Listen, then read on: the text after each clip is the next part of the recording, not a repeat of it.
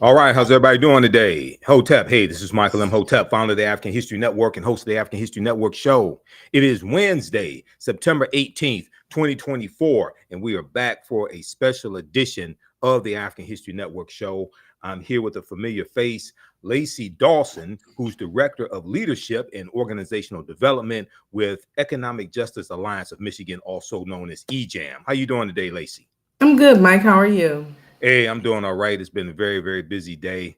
I know it's been a busy day for you as well. We're here for a very important conversation because on Saturday, September 21st, 2024, at University of Detroit Mercy, EJAM has a Pathways Out of Poverty Policy Summit. Pathways Out of Poverty Policy Summit.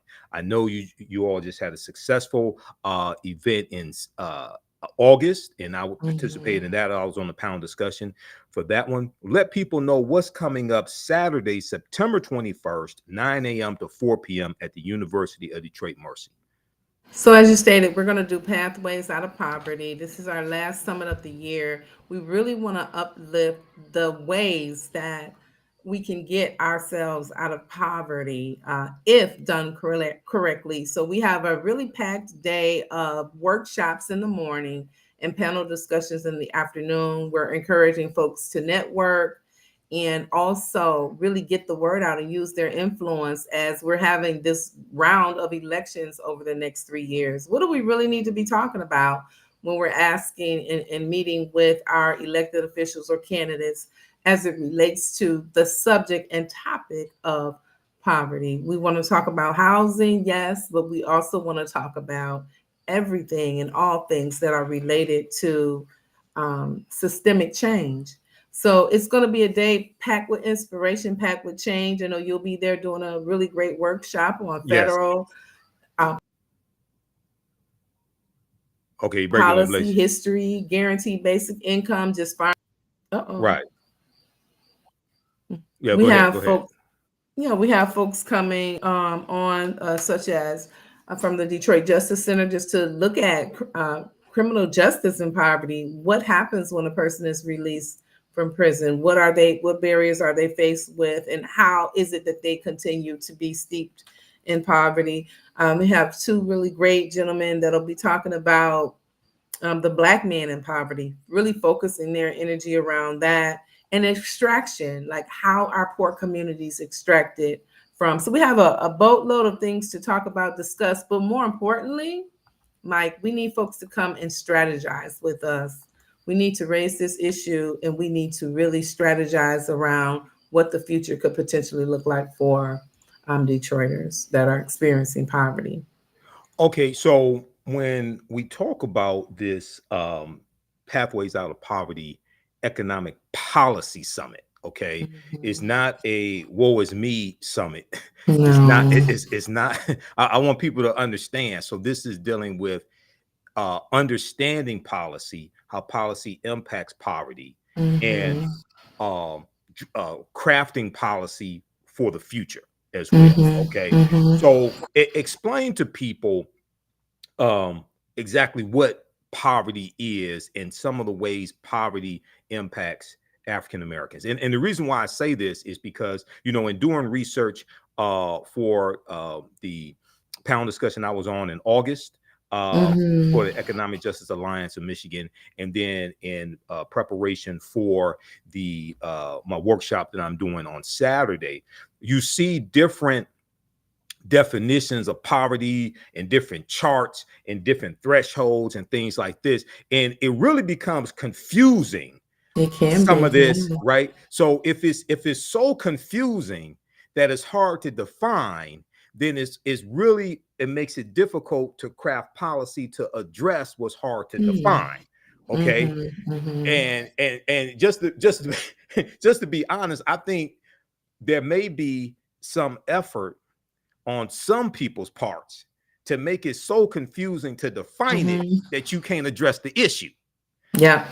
Because Yeah. oftentimes when I hear, and I know you all are 501c3 and 501c3 and you're nonpartisan, but when I listen to a lot of politicians, and many of them mean well, and many of them policies will be better for Black people than others. Many of them rarely say poverty or poor.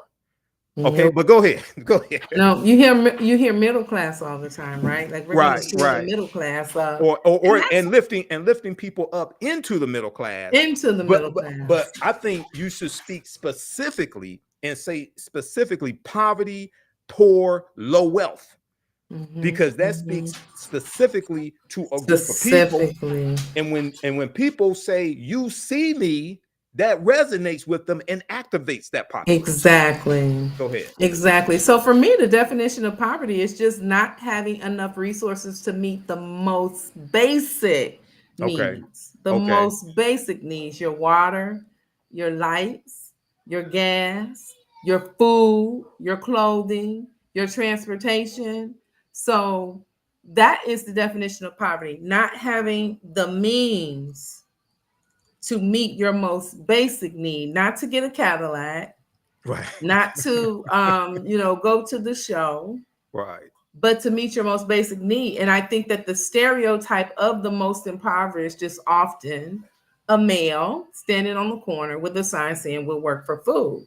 But you Okay. have countless numbers of mothers, single and married, who can't meet their basic needs for them and their children that are Right. impoverished. And we will have folks on the panel to actually spotlight that. Like I work every day. They're going to tell a story about working every day, sometimes 2 jobs, sometimes driving for Lyft and Uber, and still can't meet the basic needs of high car insurance. Right. I You understand. know, trying to pay their water bill, trying to not just rob Peter, but you're robbing Peter and Paul and Princess. Right. And, so just to meet your basic needs. And a lot of times poverty is exacerbated by trauma. Yeah. So Okay. a lot of us, I shouldn't say all of us, have experienced some kind of trauma in our family, whether it was, unexpected death or car crash or house burns down, and you're immediately thrown into poverty because you don't have those assets and wealth build up. Mm. And it's not your fault that you don't have those assets and that wealth build up. It's usually steeped right into policy that you do not have those assets and wealth build up. Because as a poor person, depending on the system, if you tell them, well, I got $10,000 in a rainy day fund that I'm trying to keep so that me and my family are set, but I need help right now with food, they're going to say, no, you have too much wealth in their eyes to get that benefit.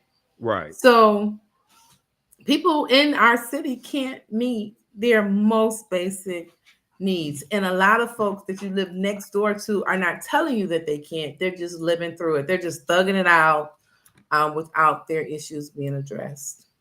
Okay, so there's oftentimes some type of shame Mm-hmm. around poverty, and people don't want to admit Yeah. that they need help, even when help is available.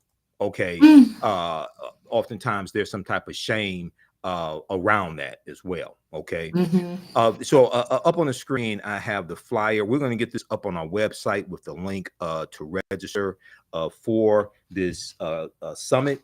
It's free to attend, and let people know how they can register for this, Lacy. So you can click on that QR code Hmm. there in the picture, and or hopefully that link is working. It should be, and just register.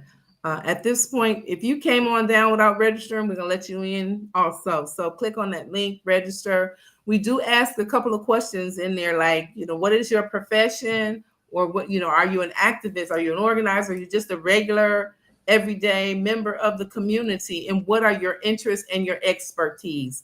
Because one thing I know for sure, and a few things for certain, is that in our community, no matter our economic background, a lot of us have expertise in something specific that can benefit a movement, benefit the community, and really help us come together to really talk about and fight against this thing called poverty.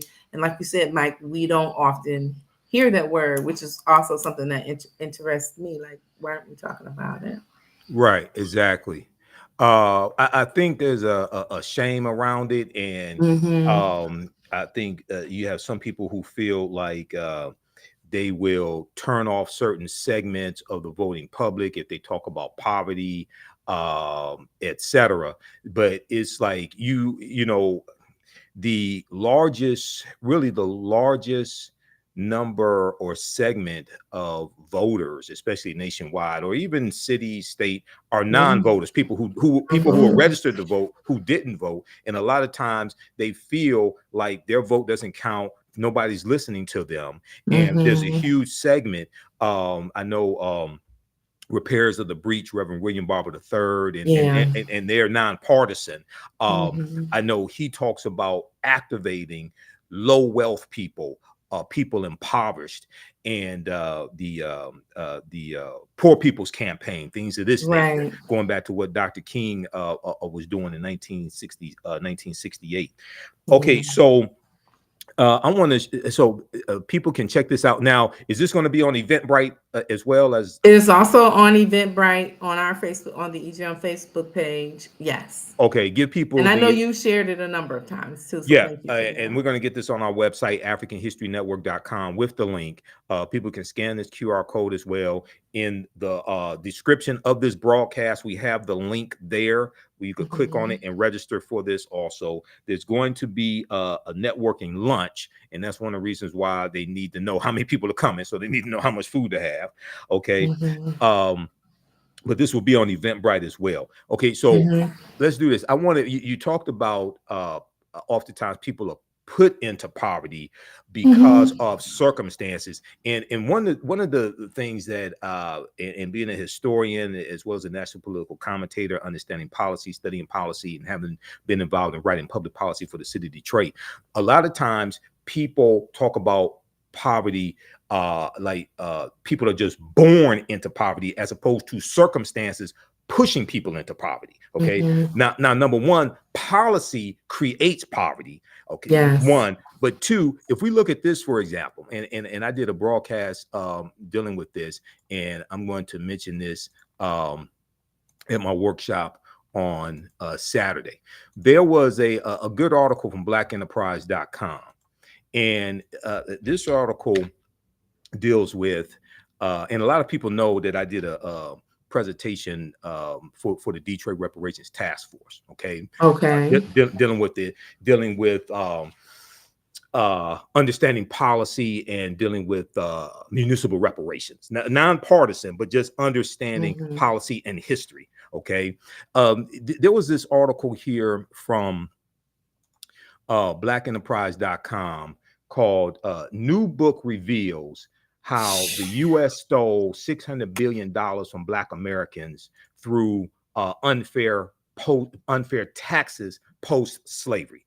How the U.S. stole $600 billion from African Americans through unfair taxes post slavery, and this deals with um, property taxes. Okay, unfair property taxes. Now we know we are disproportionately overcharged when it comes to income taxes by about 13%. Right. Washington Post has an article on this. But if we look at this, name of this book is The Black Tax: 150 Years of Theft, Exploitation, and Dispossession in America. It's by Andrew Carl. Bloomberg.com has an article dealing with this. But to look at this specifically, it says here, there's a part that I want to go to. I'm going to close this ad out here. So they give specific examples of African Americans who were overtaxed, things like that, and lost their land. They give an example of Hillary Thomas Stewart Sr. Hillary Mhm. Thomas Stewart Sr. In 1920, Hillary Thomas Stewart Sr. lost 24 acres of land in a tax sale, quote unquote, under dubious circumstances, after the great great grandfather of George Floyd failed to pay $18.83 in taxes. He lost the land that forced the Stewart family into poverty. So this man, Hillary Thomas Stewart Sr., was the great great grandfather of George Floyd, who was killed May 25th, 2020 in Minneapolis, Minnesota. because of overtaxation on his land, and because he couldn't pay $18.83 in taxes, he lost this land that forced his family into poverty and probably had a huge effect on future generations. Okay. Definitely. So this is an example of understanding how law and policy impacts conditions and why it's Mm-hmm. important to understand history. And at the very same time, I just talked about this in my class, my online history class on Sunday. You have a concerted effort by certain forces and certain groups of people to suppress the teaching of the history in school and ban Right. books, right? And I keep hearing people telling, specifically African Americans, slavery was a long time ago, or that history is a long time ago. It doesn't have to be slavery. It can just be from the It's Jim Crow not. era. Okay. They say it was a long time ago, but they keep pulling up laws from that period of time Right. to attack African Americans. Right. Okay. You Right. it just give you a quick example. I want you to respond to this. The Fearless Fund. Okay. The Fearless Mm-hmm. Fund just had the group of African American women, Ariane Simone and others. They just had their a court ruling, and the Fearless Fund venture capital firm drops grant program for Black women business owners. Okay, so this is an article I talked about this Saturday. This is an article from CNN.com, right? Mm-hmm. Um, this is from September 12th, 2024. This is from CNN.com, originally by the Associated Press. Thursday, September 12th, 2024. Fearless Fund drops grant program for Black women Black business women. owners in lawsuit. Okay, they were ruled against by a federal appeals judge, a panel of federal appeals judge. Three of them, two ruled against them, one ruled for them. Okay, but the lawsuit against them, I want everybody to understand this. The lawsuit against them is using the Civil Rights Act of 1866, 66. which was the year after slavery ended. And that law was created specifically for African Americans, for the former slaves, for us to be able to enter into labor contracts and negotiate wages and enter into Mm-hmm. contracts. So, how is it that you keep having people say that was a long time ago and that doesn't matter? You should get over it, but you keep using laws from that period to attack us. Go ahead, Lacy. Exactly. There's no way to get over it, right? Policy and laws are exactly that, policies and laws. And it doesn't matter to them that that law is ancient and almost irrelevant, in my opinion. It's one of the most egregious and ridiculous things that I've seen in a long time. Mm-hmm. And the other kind of important history behind that is when we were emancipated, we were flung deeper into poverty um, than anything else that I could imagine. I couldn't imagine being emancipated and having nowhere to go. So that was intended to help lift us up. That law was like, okay, we're going to help you all out, right? Less than 200 years later, we're going to use it as a sword to chop you up. So Black women do not have the right to have a grant that would help them eliminate some of the most egregious things and acts that had come across us upon us from this economic injustice system. Right. And to me, it's so historical and so generational that we need to do a lot of things. It's an ecosystem that we're going to have to create around not just policy, but law, um, and the teaching of history that you just brought up. I actually was speaking with a student at one of the most prestigious high schools in Detroit. Which one And was that? do I have to name it? Renaissance. I'll say. Oh, I thought you meant Cass Tech. Well, I No, graduated I from, didn't. but okay. No, All right. she goes, she's at Renaissance, and she said to me, Okay, I asked, they're okay. They're they okay. okay? Yeah, they're not Cass Tech, but they're okay. They're okay. Go ahead. Yeah, they're okay. She's a very smart young woman, very smart. And I asked her about the civics classes and the government classes, and she said that you don't get to take those unless you're in AP. And Advanced I'm going placement. Advanced. advanced placement. And I'm going, everybody in school does not get to take civics or government because it's an advanced placement class. So, how do we groom our young men and women to be able to fight against a history that they can't even learn about. So she said that at her, is it um okay, Renaissance High School, for those that don't know, is part of Detroit public school system. Yes. Okay, so is she saying in her high school specifically, or Detroit public schools as a whole, you don't get to Mhm. take civics unless you're part of advanced placement? I asked her specifically about where she was, Okay. right? So I can imagine if it's like that at one of our top tier schools, what it might be at some of the others. And I'd be interested in even knowing and learning more about how we're teaching civics and or government or policy to our youth, because Right. that connectivity is definitely something that we need to have in place to connect our young thinkers to the possibility of change. We cannot eradicate poverty if we can't help Black women get grants to open businesses because of a law in 1866 that nobody knows about or has studied, other than the folks that want to use it as a weapon, who want to weaponize it. And Right. it's saddening. And this issue of poverty, when I saw the statistic that was published by the University of Michigan Poverty Solutions Department, the statistics said that more than 43% of the children that live in Detroit live in poverty. Mm-hmm. It's one of the most hurtful things, statistics that I've ever read. So when I see a school bus going down the street, I now know that there are children on there that don't have food, water, clothing, the bare necessities to live.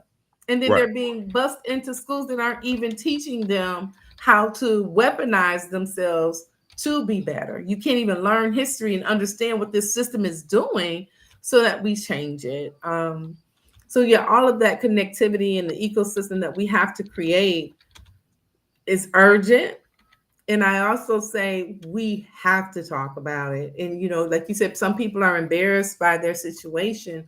We have to let folks know that, hey, but for the grace of God, and who knows, in 2 months, right, that I could be right there with you, dealing with that situation. Right. And we don't have to, as one of the richest nations in the world, we don't have to, as one of the nations that use so much free labor from our ancestors, we should not have to be going through this. And Mike, I would also say Mm-hmm. there are all these systems that are supposed to eradicate poverty. And I had an experience a couple weeks ago where I took someone close to me to try to get a job through one of our institutions, Okay. Detroit at Works. And when we walked in, the woman said, well, here are 2 websites. I want you to go home and watch these 2 websites. I watch these 2 videos and then call us and let us know you watched it or come back.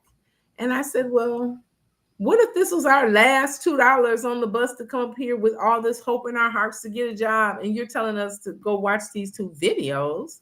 I'm like, that doesn't make sense. I said, okay, I tell you what, where is a computer? We'll watch it here. So Right. we ended up watching the videos there. We went back to the desk and said, we watched the videos. And she said, thank you so much for watching the videos. I'll log it. We'll be in contact with you into 6 to 8 weeks to to get you connected to a career coach. I'm going 6 to 8 weeks. Yeah. That's not going to work. She Yeah. said, well, that's the process, right? So that's not even a policy issue or a law issue. That's an administrative issue. Like, you all don't even know how to administrate this process to help people who are looking to get out of poverty to get somewhere else. So, it's just egregious. And it was a long drawn out conversation between me and the worker. And I told her, it's not against you, it's against the system. The system is not working. Right. Well, not only that, um, it's like not understanding the dire urgency of many of those who are in poverty. Okay, they don't Yeah. have 6 to 8 weeks to wait No, for a phone call no. to get them ready to get ready. I mean, so Yeah, get them ready to get ready. Because she said then you would, once you got the coach, it'll take you probably about a month to go through the coaching program. And then you'll get to go to the training program. I said, yeah, I just, it really hurt my heart to go through that with this young woman who's really wanting to get on her feet, right? Really Right. wanting to get on her feet.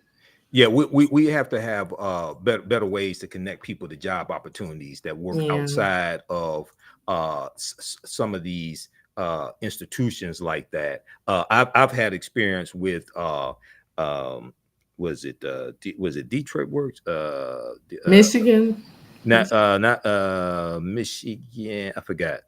I forgot which one. Is one downtown. It was years ago. Mm-hmm. Because I was doing consulting work, and Mm-hmm. we were consulted for a local community college, things like that. And it's sometimes I think they have a lot of people there who mean well, but sometimes you think the agency is set up for the people to work there to have jobs, but it's not understanding the urgency of the people who are coming to you to be serviced, and how you have to Mm-hmm. expedite this. You streamline it, expedite the process. Okay. Because Exactly. they may not have time to come there 3 or 4 times in a month or something Or like the that. resources. Right. Exactly. May Exactly. not The have the buster, resources. may not have the gas, may not have the time.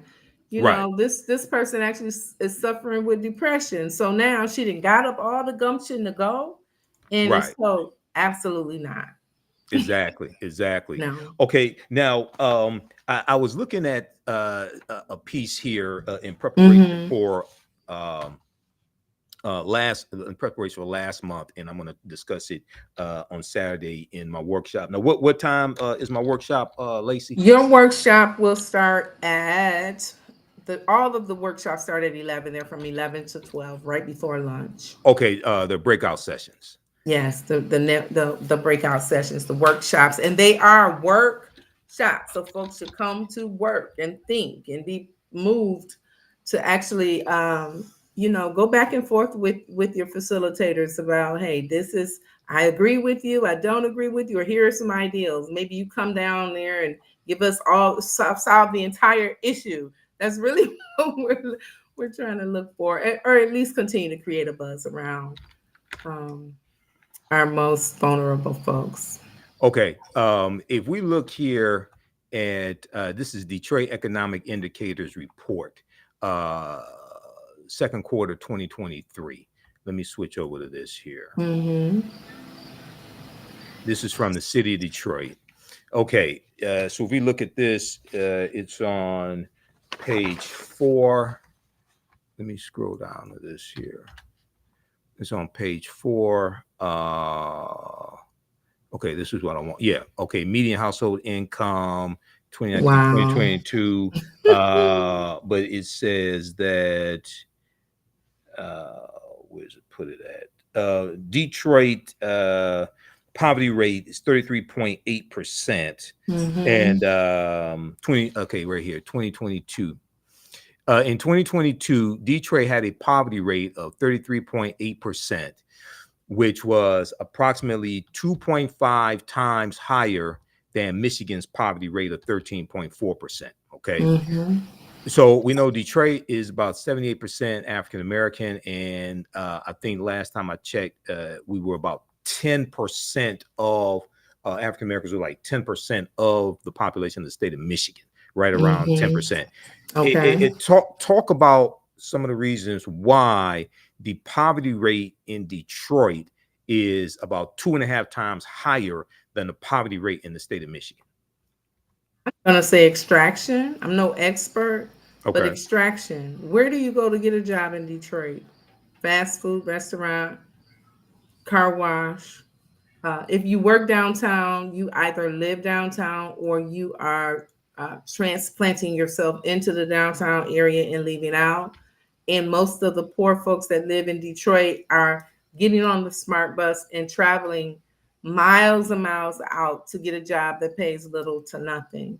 So Detroit used to be a bustling city. There was a lot of extraction of businesses and different industries. The manufacturing industries, etc., left, and it was not replaced by anything that could bring us back into that robust middle class that Detroit had at one point in time amongst our Black people. I really believe in my heart of hearts. It's all around extraction of resources, extraction of taxes, and just some bogus deals that have happened for the Okay, city so of over Detroit. taxation. So we're dealing with policy. So for people to Mm-hmm. understand, policy, well, as I explained to people, politics is the legal distribution of scarce wealth, policy, and resources, and the Mm-hmm. writing of laws, statutes, ordinances, amendments, and treaties, their adoption, interpretation, and enforcement, which is why it's so critical for civics to be taught in schools, Yeah. because if you don't understand how all this is put together, if you don't understand the rules of the game,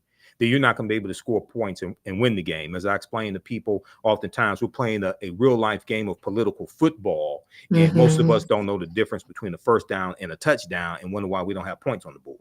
Okay. Right. And are not winning. This chart right here, median household income 2019 and 2022. It shows United States. Okay, green is 2019, gold is 2022. United States median household income $65,712 in 2019, $74,755 in 2022. The median is the point, a statistical measure where 50% of the population is below that point, Mm-hmm. 50% of the population is above that point. It's different than the average. Yeah. Michigan median household income $59,584 in 2019, $66,000 in 2022. Detroit median household income 2019, $33,000, and 2022, 36,000. So we see a huge difference, just in a huge disparity just in the state of Michigan. Yeah. Okay, so this is what we're talking about, and most likely, if you're making $36,000 a year, you're going to be in poverty, especially if you have children. Yes. You're not going to make enough money just to meet the basic needs. Okay, not go to the And casino every weekend, but right. just the basic needs. Go ahead. But think about it. That makes people go to the casino every weekend because they're trying to bump up some funds in their pocket, and they can't do it that way, right? I think when you look at childcare Mm-hmm. costs in the city of Detroit, one of the panelists actually, Mr. Brent, said, he's paying $385 a week Mm-hmm. for childcare. I'm surprised he didn't say he was in poverty, because it blew me back that the things that we have to pay for, the bare necessities, we cannot afford. Right. And if you look at the median income on $36,000 a year, if you have one or two children, how are you going to make that? How are you going to make that? Your car insurance is going to be an average of $300 to $400 a month. If you have a car note, $300 to $400 a month. It's just an enormous burden that should be able to be lifted from folks. And it's not that people are lazy and shiftless and dumb. It's just the way that the system is set up for failure. And you don't really get the breaks that a lot of folks who have more means get. You don't get those breaks. Exactly. So what do you want people? So once again, everybody, register for this conference. This is taking place on Saturday, September 21st, 2024, 9 a.m. to 4 p.m. At University of Detroit Mercy campus, 4001 West McNichols, 4001 West McNichols in Detroit. And we have the flyer here. QR code is there in the description here of the broadcast. The link is there to register. We're going to get this on our website, AfricanHistoryNetwork.com. You can register there as well. Pathways out of poverty, exploring the faces, facets, and solutions to eradicate it. What do you want people to take away from this conference that's taking place on Saturday? I would really like for folks to take away the fact that the matter is very urgent. And I know poverty has existed forever, but the matter is very urgent. That we do have local elections that will be coming up soon. We're going to get through this presidential election. Sure. For sure. But we do have local elections that actually impact you a lot faster than Yes. presidential elections, and that we should be having very intellectual conversations with those who want our vote coming next election cycle, and that we continue to just talk about this. Again, more than 43% of our children live in poverty. We should have that on every billboard, every street sign, every license plate, so that we together can eradicate it, because we can. We're not saying give everybody $1 million. You know, we need we not even maybe we need a guaranteed basic income in Detroit to help lift folks out of poverty. We need less car insurance, but all of these things should be placed under the auspices of these are the things that are keeping folks impoverished or steadily pushing people into poverty. So we welcome folks to come down who are concerned about this issue and who can help craft the conversation and to have the conversation all across the city of Detroit and the state of Michigan to say, hey, we need some relief.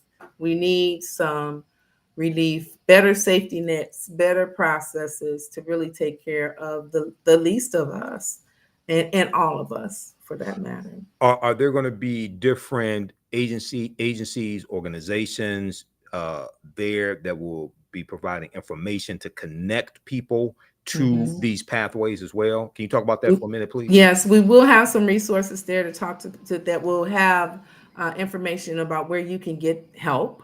Okay. And we're asking people, if you go to get that help at that agency and it doesn't work out, to let us know. We also will have organizations that are on the ground fighting for different issues like housing, transportation, building your own business. We'll have those organizations there as well to provide information to folks that as needed.